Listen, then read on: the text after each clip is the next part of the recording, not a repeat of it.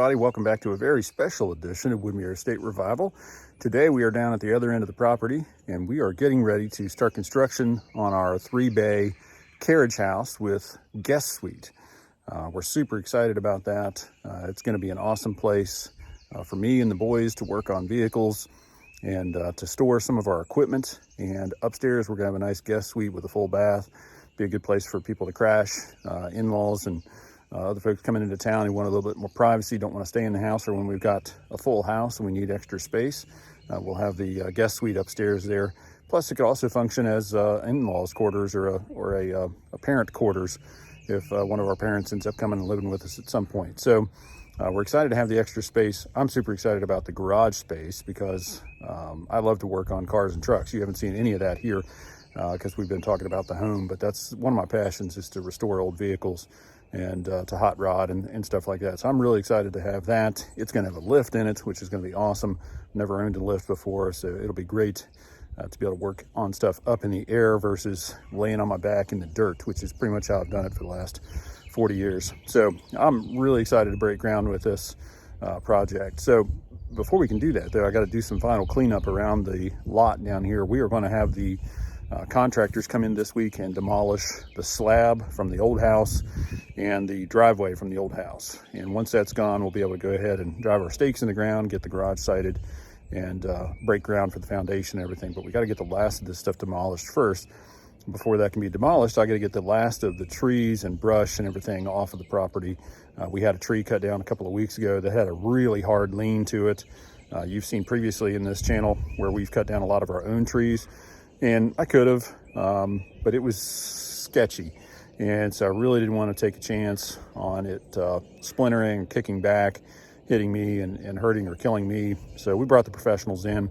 They took it down without incident, and it went just fine. But I wasn't really willing to take the risk. And we didn't want to go rent a lift and do it that way either. It was just one tree.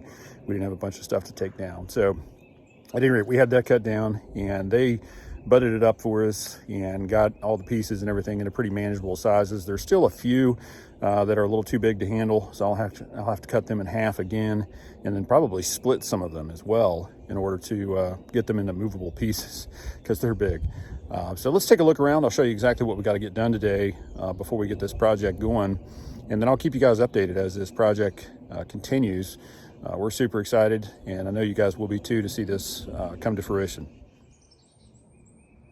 So taking a look around, you can see a couple of big piles of brush and limbs, again, left over from cutting that tree down. So I'm gonna have to drag all that over into the burn pile. I'm gonna have to move my trucks, so that'll be fun. One of them runs, one of them doesn't. So probably took the other one up to the tractor. Over here, we've got another pile of brush. We tried to get it lit off the other day, but it was too wet. We've had a couple of good days of sunshine and dry weather, so I'm hoping that we'll be able to get this pile lit off today. Over here you can see where we had the tree cut down, and we still got a lot of that stuff piled up that is going to have to get moved. Anything that's up here on the slab has to go. And most of these are going to be manageable. Some of them you see have to be cut in two. This one is going to be a little long for the fireplace. So I have to cut that one in two. But most of them are cut up into manageable pieces. But to handle them myself, either gonna have to drive the tractor up here on the slab and load them in the bucket, or potentially go ahead and just split them as they're laying here. A couple of these are monsters. And then we'll have to deal with this stump at some point. Probably not today, but at some point I'll have to get up here and cut the rest of that stump down. But you can see it was kind of a tricky site. It was on the side of a hill, and the tree had a massive lean to it. I mean, it was probably at least 30 degrees leaning out over the property. And that's, you see the way it splintered there. My fear was the whole thing was going to barber chair, and that's a condition where the stump kind of breaks out as you're cutting it and splinters, and sometimes explosively splinters and kicks back, and can hurt or kill somebody. So anyways, like I said, got the professionals in. They handled it with ease. These bricks thankfully don't have to go anywhere because they're not on the slab. They're sitting on the patio next to the slab. But pretty much all this stuff has to go. All this is the old concrete slab. If you look way, way, way back, in the history of this channel, you'll remember the guest house, the discussion of the guest house. And I've got footage from where we rented an excavator and a skid steer and tore that thing down. I have not gotten that out there yet. I really need to do that. But you can see how it was constructed. They built a block foundation, formed up, and poured 3 to 4 inches of concrete on top of it. And then built the house on top of that. Got to deal with a few utilities. The stake in the ground here marks the water. See, I got it painted there. Yeah, that's the main water line, 3/4 inch water line coming into the house.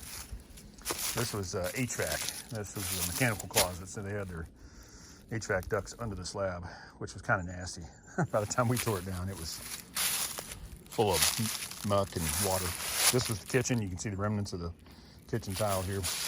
Over here is the other utility you'll have to dodge. Now, this is not energized, but this was underground from here over to that transformer over there next to the kids' clubhouse. But again, it's not energized, so I don't think that's going to be an issue. At some point, we'll have the power company come back and hook that transformer back up for us.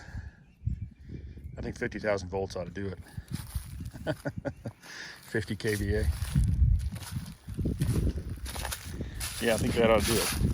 So that's what we're dealing with here.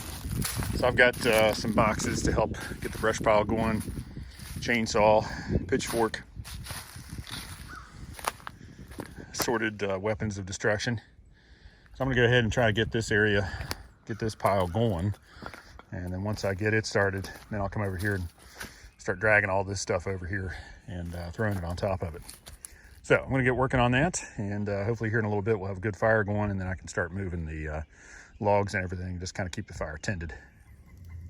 All right, we made some good progress today. My dad was here earlier and gave a hand getting logs moved and everything with the tractor. And he also helped me move the trucks. You can see they're gone. We moved them up the road to get them out of the way. Got a fire going behind us, and it's been going for a while. That brush pile was huge, and so was the one down on the hill here. So as you can see, both of those are gone. Have been reduced to just a little pile of burning brush over there. And right now I'm working over here just busting up the last of this big stuff. It's too big to really, roll and move with the tractor. So I've just been flipping it up on end and using the splitting maul and just busting it, stacking it over here. It'll get good and dry this summer and be ready for the fireplace. But yeah, as you can see, we got all that brush that was over here gone. Just that little stack of logs to move there. And then this huge brush pile over here has been reduced to embers for the most part. So we'll get the last of this stuff burned up and clean up the last piles of logs and everything. And then we should be ready for the excavator and the skid steer to come in here and start busting this stuff up. We're gonna have a couple of 30-yard dumpsters delivered probably Tuesday, and then we're hoping the contractor's gonna be here on Wednesday to start demolition. We got a couple of dry days coming up, so hopefully the ground will be good and hard by the time they get here. We got a ton of snow and ice, and then we got a bunch of rain after that, like 3 inches of rain. So this place has been a soggy mess, but thankfully we've had some good dry days. Got a couple more coming up, lots of sunshine, and hopefully that'll get the ground tightened up so they won't get mired in the mud trying to get this stuff out of here. So looking forward to saying goodbye to the slab, the last remnants of that old rotten guest house, and that means we can start getting our stakes and everything pounded in the ground, get our garage site, and get that thing underway. Cannot wait. All right, some stuff showed up at the house today, and it's very exciting to see it here. As you can see behind me, there's a huge dumpster back there. There is an excavator, and there's a skid steer. And that can only mean one thing. That means tomorrow, the crew is going to show up and start busting up this slab behind me and start hauling it over there and dumping it in the dumpster. And we'll be hauling that stuff to the landfill. So we cannot wait to get rid of the slab, the last vestiges of the guest house that used to be here. And that means we're going to be getting ready to break ground for our detached garage, our carriage house, as we're calling it. So cannot wait to see that thing start to go under roof. It's going to be really exciting. So let me show you the last little bit of stuff here before the guys get busy tomorrow and start tearing it up. Give you one quick tour of the work site here, and then I'll come back tomorrow evening after work and give you guys an update on what's going on. All right, so here's the remnants of the slab, and we kind of looked at this the other day. So you can see about 3 or 4 inches of concrete on top of block, and the concrete was poured on top of gravel. It's just a bunch of junk that was left behind here. As you can see, we reduced the brush pile to an ash pile. Got rid of a ton of stuff. There's still a few little odds and ends around that need burnt, but we got rid of a bunch of stuff there. Great to see all that gone. And we reduced all that big pile of branches and everything to some little pieces of logs, which would be good for busting up and using for kindling. So I gotta get those loaded up and get those out of the way. And as you can see, we got a bunch of this stuff over here busted up and hauled out of the way. Those are some monster pieces of wood. And there's some other monsters over there. So I'm gonna ask the guys to use their skid steer to actually pick those up and move those for us. Put them over here out of the way so we can bust them up at some point. All this wood here is left over from all the trees that we cut down around the house.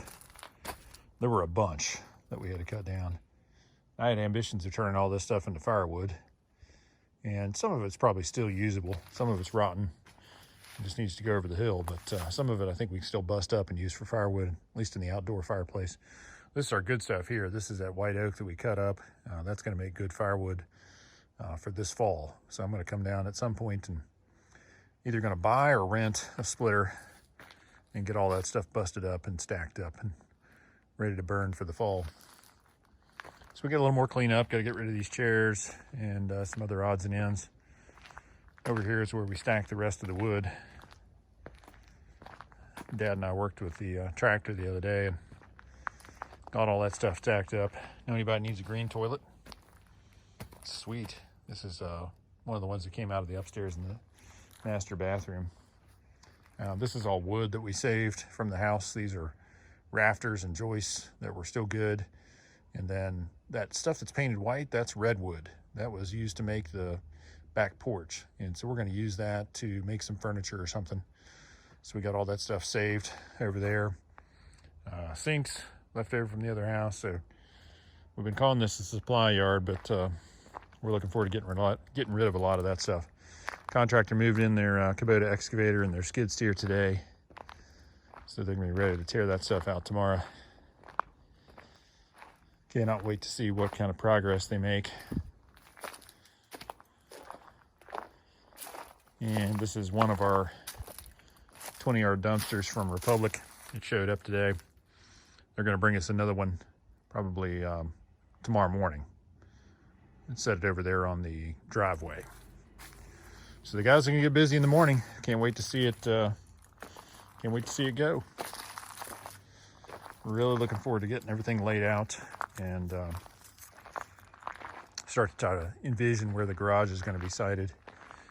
It's hard to imagine that we're going to have a 3-car garage and a guest suite here in the next couple of months. But we are super stoked to have it.